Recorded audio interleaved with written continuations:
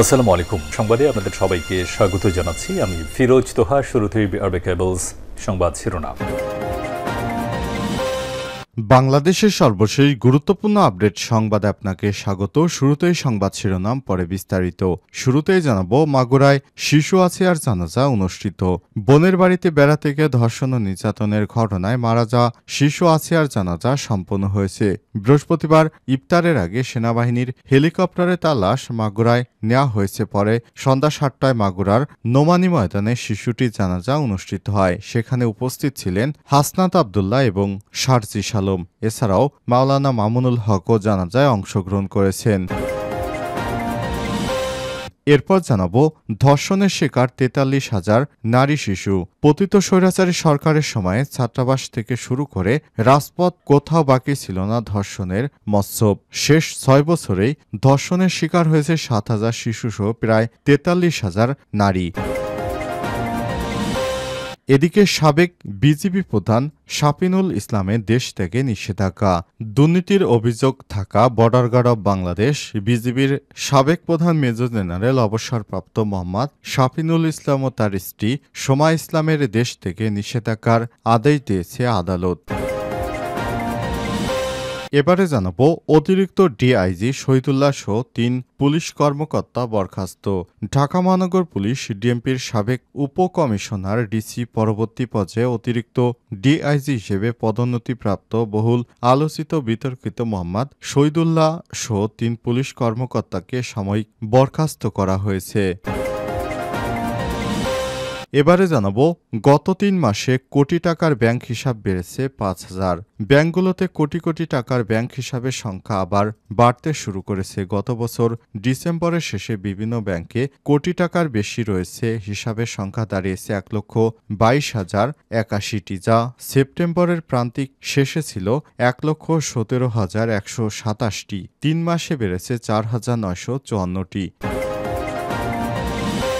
এবং সর্বশেষ জানাবো, দেশে আরও ২১৪টি মডেল মসজিদ নির্মাণ করা হবে বললেন ধর্ম উপদেষ্টা।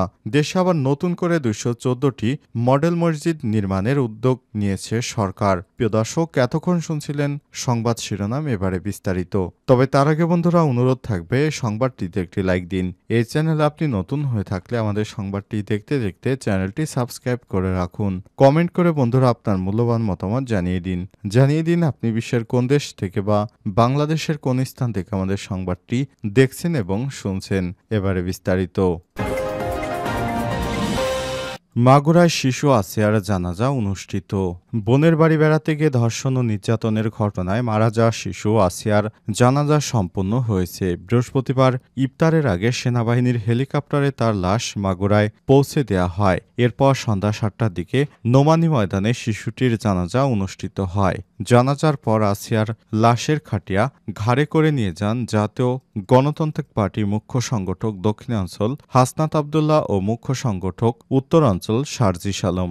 বাংলাদেশ খেলাফতে মজলিসের আমির মাওলানা মামুনুল হকও শিশুটির জানাজায় অংশ নিতে মাগুরায় পৌঁছেন। এর আগে দুপুর ১টায় সম্মিলিত সামরিক হাসপাতালে চিকিৎসাধীন অবস্থায় শেষ নিঃশ্বাস ত্যাগ করেন শিশুটি। এদিকে শিশু আসিয়ার মৃত্যুর ঘটনায় গভীর শোক প্রকাশ করেছেন অন্তর্বর্তীকালীন সরকারের প্রধান উপদেষ্টা অধ্যাপক ডক্টর মোহাম্মদ ইউনূস। প্রধান উপদেষ্টার ডেপুটি সেক্রেটারি অপূর্ব জাহাঙ্গীর জানান, প্রধান উপদেষ্টা নির্যাতনের ঘটনায় জড়িত ব্যক্তিদের দ্রুত সময়ের মধ্যে বিচারের আওতায় নিয়ে আসার নির্দেশ দিয়েছেন।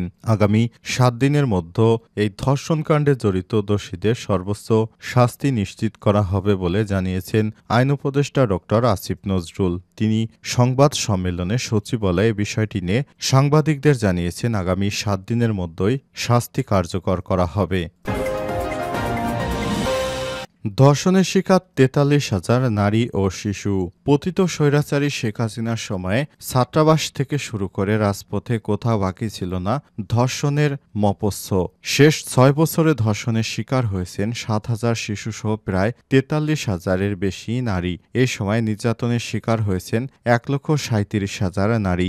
অপহরণের শিকার হয়েছে ২৮,০৪৮ নারী ও শিশু। ফ্যাসিস্ট হাসিনার আমলে ধানের শীষে ভোট দেওয়ার জন্য আওয়ামী লীগ ও অঙ্গ সংগঠন সংগঠনের নেতাকর্মীর দ্বারা নারী ধর্ষণের শিকার হয়েছেন, কিন্তু নারীবাদী নেত্রী ও মহিলা পরিষদসহ এমন ঘৃণ্য ঘটনায় প্রতিবাদ তো দূরের কথা, বিভিন্ন সংগঠনের উদ্যোগ ধামাচাপা দিয়ে বছরের পর বছর তাদের এমন নিরাপত্তায় হাইকোর্ট ডিভিশন পর্যন্ত শাসিয়েছে। জুলাই বিপ্লবের সময় আন্দোলনরত নারী শিক্ষার্থীদের উপর সংগঠিত নির্যাতন নিয়ে 13 ফেব্রুয়ারি জাতিসংঘ প্রকাশিত প্রতিবেদন অনুসারে সরকারি বাহিনী এবং ছাত্রলীগের কর্মীরা নারীদের আন্দোলনে অংশগ্রহণে বাধা দিতে যৌন নিপীড়ন ও শারীরিক নির্যাতন চালিয়েছে। কয়েকটি ঘটনায় নারী আন্দোলনকারীদের বেআইনি আটক করা হয়েছে এবং তাদের শারীরিক ও মানসিকভাবে নির্যাতন করা হয়েছে। প্রতিবেদনে জাতিসংঘের উদ্বেগ প্রকাশ করে আন্তর্জাতিক সমাজের প্রতি ব্যবস্থা নেওয়ার আহ্বান জানায়। পুলিশের তথ্যের ধর্ষণের সংখ্যা। পুলিশ সদর দপ্তরে পাওয়া তথ্য অনুযায়ী গত 5 বছরে দেশে ধর্ষণের ঘটনাগুলো ছিল উদ্বেগজনক। 2009 থেকে 2023 সাল পর্যন্ত 5 বছরে সারা দেশে 3 মাসে ধর্ষণের ঘটনায় 34,470টি মামলা করা হয়েছে। এ সময় থানায় করা মামলার মধ্যে পুলিশ 6,100 ধর্ষণের মামলা তদন্ত শেষে 9,002 জনকে অভিযুক্ত করে আদালতে চার্জশিট জমা দিয়েছে। আরও অনেক মামলার তদন্ত প্রক্রিয়াধীন রয়েছে। পুলিশ সূত্র থেকে জানিয়েছে, শুধু 2019 সালে সারা দেশে ধর্ষণের ঘটনায় থানায় 6,114টি মামলা করা হয়েছে। 2020 সালে 7,194টি, 2021 সালে 6,986টি, 2022 সালে 7,012টি, 2023 সালে 6,232টি, সর্বশেষ 2024 সালে আনুমানিক 308টি, ফেব্রুয়ারিতে 351টি, মার্চে 373টি মামলা করা হয়েছে। 2024 সালের সেপ্টেম্বর পর্যন্ত বিগত 6 বছরে 43,472টি ধর্ষণের অভিযোগ ওঠে। এ সময় নারী নির্যাতনের ঘটনায় মামলা হয়েছে 17,571টি। যৌতুক না পেয়ে ধর্ষণ ও হত্যাকাণ্ডের শিকার হয়েছে 159 জন নারী। শুধু 2024 সালের সেপ্টেম্বর পর্যন্ত ধর্ষণের অভিযোগ আসে 4,331টি। নারী নির্যাতনের ঘটনায় মামলা হয়েছে 12,769টি। এ সময় যৌতুক না পেয়ে ধর্ষণের পর হত্যাকাণ্ডের শিকার হয়েছেন 159 জন নারী। থানায় পুলিশ শূন্য সময় আগস্টে সবচেয়ে কম মামলা হয়েছে। ছাত্রলীগের হাতে ধর্ষণ। গত 2024 সালে 3 ফেব্রুয়ারি জাহাঙ্গীরনগর বিশ্ববিদ্যালয়ে বহিরাগত এক দম্পতিকে ডেকে এনে ধর্ষণ করে ছাত্রলীগের নেতাকর্মীরা। সিলেটে এমসি কলেজে ছাত্রাবাসে স্বামীকে বেঁধে তার সম্মুখেই তার স্ত্রীকে দলবদ্ধ ধর্ষণ করে ছাত্রলীগের নেতাকর্মীরা। 2020 সালের 27 সেপ্টেম্বর এই ঘটনা ঘটে।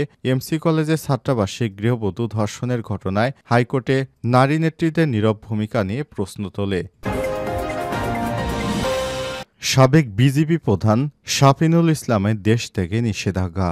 দুর্নীতির অভিযোগ থাকায় বর্ডার গার্ড অব বাংলাদেশ বিজিবির সাবেক প্রধান মেজর জেনারেল অবসরপ্রাপ্ত মোহাম্মদ শাফিনুল ইসলাম ও তার স্ত্রী সোমা ইসলামের দেশ থেকে নিষেধাজ্ঞার আদেশ দিয়েছে আদালত। বৃহস্পতিবার ঢাকা সিনিয়র স্পেশাল জাজ জাকির হোসেন গালিবের আদালত এ আদেশ দেন। দুদকের জনসংযোগ কর্মকর্তা আক্তারুল ইসলাম এই তথ্য নিশ্চিত করেছেন। বৃহস্পতিবার দুদকের উপ সহকারী পরিচালক সাবিকুন নাহার তাদের দেশ থেকে নিষেধাজ্ঞা চেয়ে আবেদন করলে তা মঞ্জুর করে আদালত। দুদকের আবেদনে বলা হয়েছে, অভিযুক্তদের বিরুদ্ধে ক্ষমতার অপব্যবহার ও বিভিন্ন অনিয়ম দুর্নীতির মাধ্যমে জ্ঞাত হয় বহির্ভূত সম্পদ অর্জনের অভিযোগে অনুসন্ধান চলমান রয়েছে। অভিযোগ সংশ্লিষ্ট মেজর জেনারেল অবসরপ্রাপ্ত শাফিনুল ইসলাম দেশ ছেড়ে বিদেশে পলায়ন করতে পারেন এই মর্মে বিশ্বস্ত সূত্র থেকে জানা গেছে। অভিযোগ সুষ্ঠু তদন্তের স্বার্থে তাদের বিদেশ গমন রহিত করা প্রয়োজন। জানা যায়, মেজর জেনারেল মোহাম্মদ শাফিনুল ইসলাম 2018 সালের 28 March border guard of Bangladesh বিজিবির মহাপরিচালক হিসেবে যোগদান করেন এবং 2022 সালের 17 ফেব্রুয়ারি পর্যন্ত বিজিবির মহাপরিচালকের দায়িত্ব ছিলেন তিনি।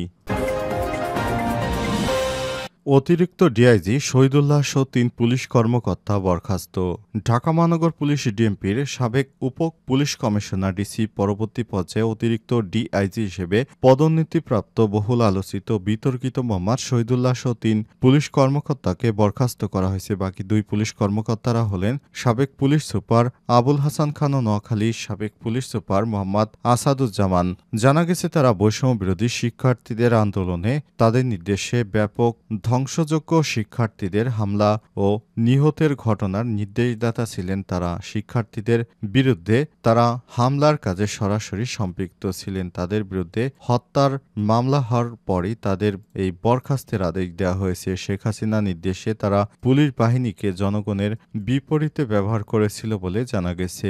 এরপরই তাদের বিরুদ্ধে অ্যাকশনে যায় বর্তমান অন্তর্বর্তীকালীন সরকার। তদন্তের স্বার্থে এদের মধ্যে কয়েকজনকে গ্রেপ্তার করা হয়েছে এবং বাকিদের গ্রেপ্তারের কার্যক্রম চলমান রয়েছে। জানা গেছে তারা শেখ হাসিনা নির্দেশে ছাত্র জনতার উপর 5ই আগস্ট এবং তার পূর্ববর্তী সময়ে হত্যাকাণ্ড চালিয়েছিল।